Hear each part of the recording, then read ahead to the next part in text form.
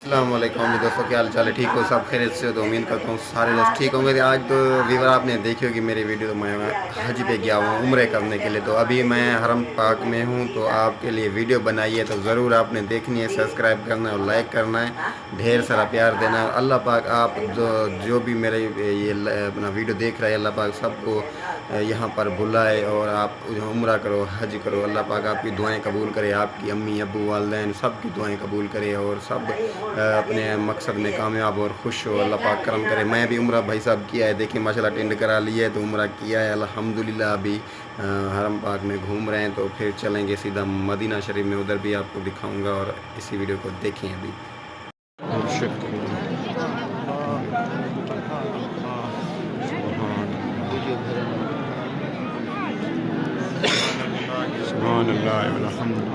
अल्लाह पाक रोज़ अल्लाह पाक करें, मुर्शिद करीम, मुर्शिद करीम, हर एक बश्ती मुर्शिद करीम, हर एक मुसलमान भले के मुर्शिद करीम, हर दफ़ा करीम मुर्शिद करीम। लब्बैक या रसूल अल्लाह,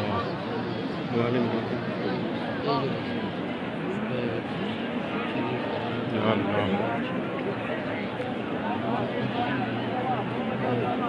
या अल्लाह पाक मालिक हजूर दे।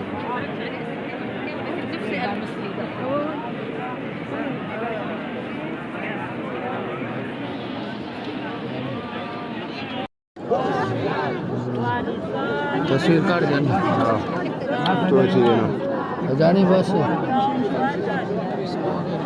बस कितनी है जानी। हाँ तुम्हारी अच्छा